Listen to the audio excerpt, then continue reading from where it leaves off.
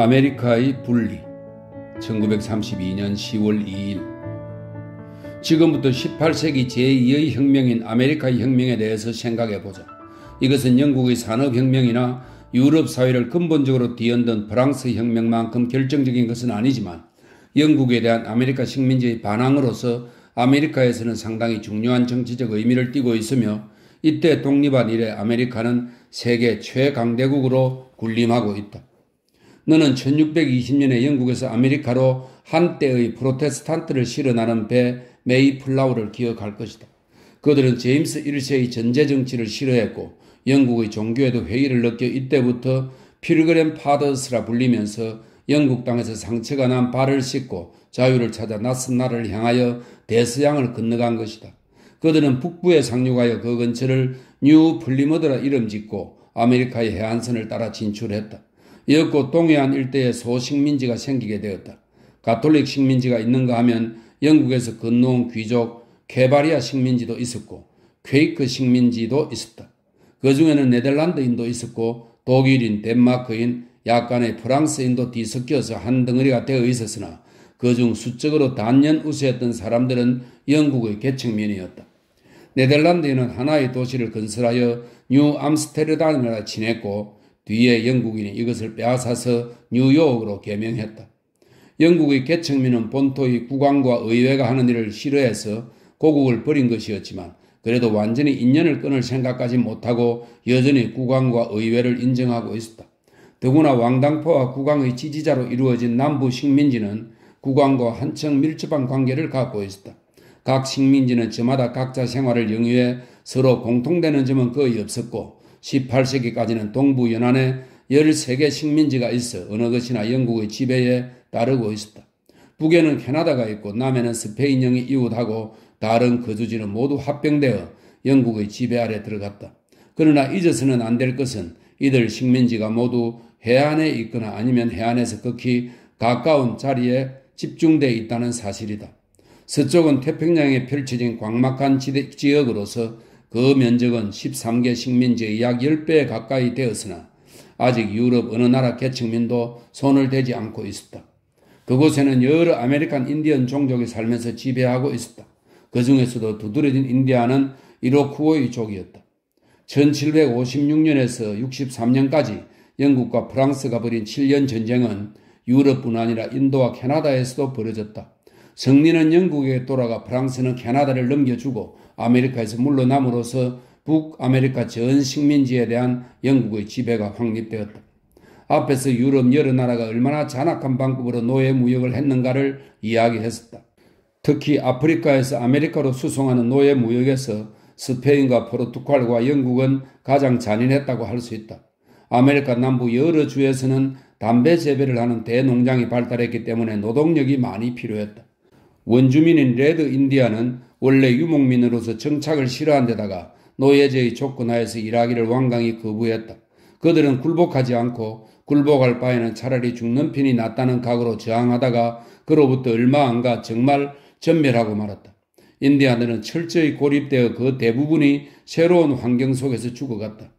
당시만 해도 전 대륙에 걸쳐 번창하고 있던 이들 인디안들은 그래서 오늘날에는 구경할 수조차 없다. 레드 인디안이 농장에서 일하기를 거부하자 노동력은 크게 부족했고 이 때문에 아프리카의 흑인들은 인간 사냥을 당해 상상조차 못할 만큼 잔혹한 취급을 받으며 남부 여러 주, 버지니아, 캐롤라이나, 조지아의 담배 농장에서 집단 노동을 강요당했다. 그러나 북부 여러 주에서는 사정이 달라 그 옛날 메이플라워호의 필그림 파더스가 지녀온 전통이 빛을 내고 있었다. 그곳에는 조그만 농장이 있을 뿐 남부에서처럼 대농장은 없었다. 이런 농장들은 많은 노동자를 필요로 하지 않았고 또한 새로운 토지가 부족하지도 않았으므로 대부분 자연 농민들이었다. 그런 형태가 개척자 사이에 평등의식이 싹트게 했다. 북부와 남부의 이질적인 경제체제는 이렇게 형성되었는데 즉 북부의 소농장과 평등의식, 남부의 대농장과 노예제도의 상반된 관계가 나타나게 된 것이다. 아메리칸 인디아는 어느 쪽에도 끼어들 여지가 없어 그 때문에 이 대륙의 주인들은 점차 박해를 당해 서부로 쫓겨가는 신세가 되었다. 영국 국왕과 많은 대지주들은 이들 개척지 특히 남부 쪽에 깊은 이해관계를 맺고 있었다. 어떻게 하면 최대로 착취해 가느냐가 주요 관심사였던 그들은 7년 전쟁 이후에는 아메리카 식민지에서 노골적인 수탈을 서슴지 않았다.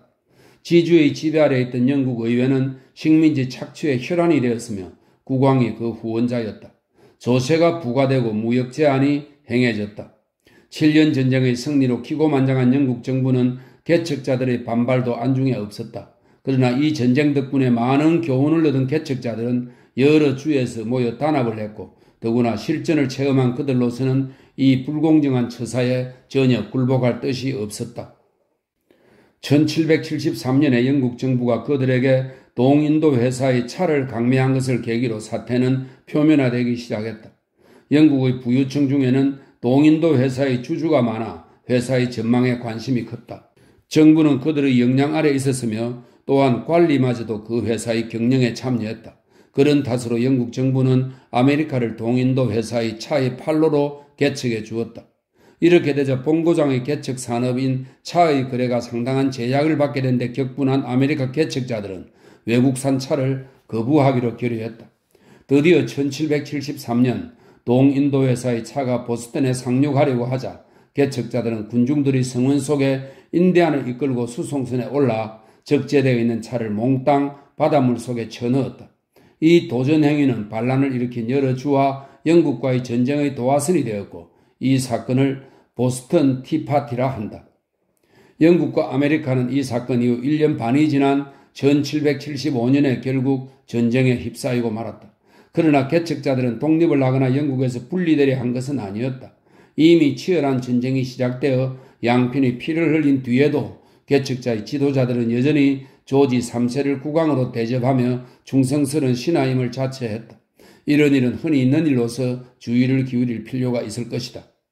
네덜란드에서는 스페인의 펠리페 2세가 자기 군대에 반역을 하여 일어난 치열한 전투에서도 반역자들로부터 폐하로 불린 일이 있었다.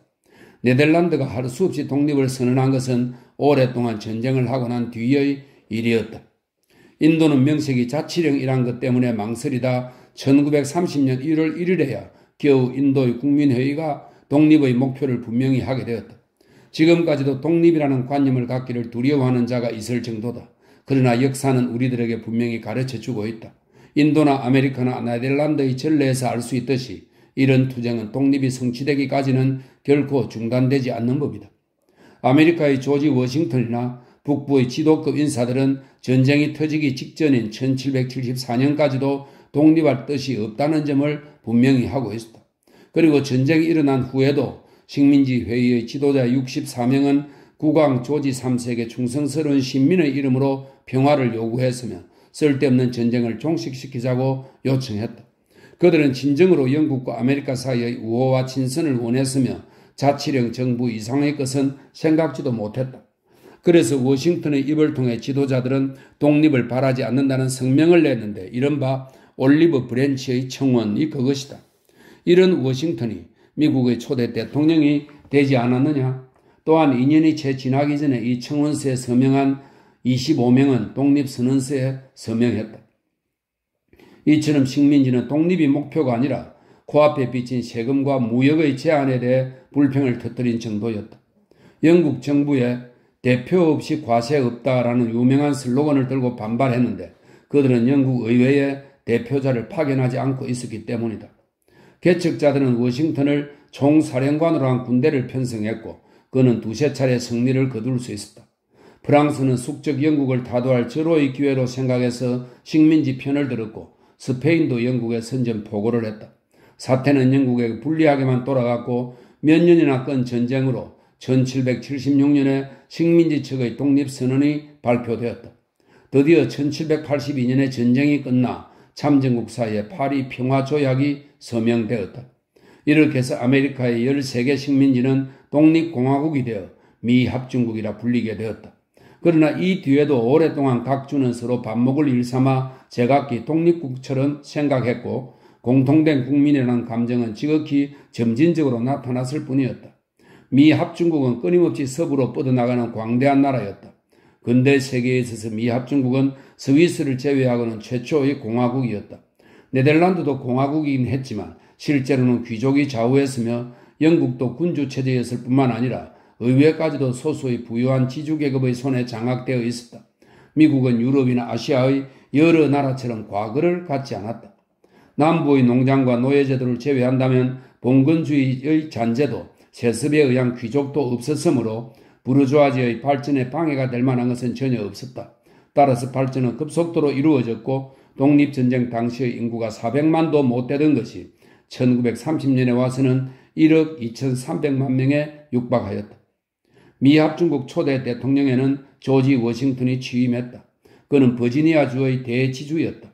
그 외 공화국의 건설자로 꼽히는 탁월한 인물 중에는 토마스 페인, 벤자민 프랭클린, 토마스 제퍼슨, 존 애담스, 그리고 제임스 메디슨 등이 있다. 벤자민 프랭클린은 특히 빛나는 인물로서 대과학자였다. 그는 장난감 연을 띄워 구름 속의 번갯불이 전기라는 사실을 증명했다.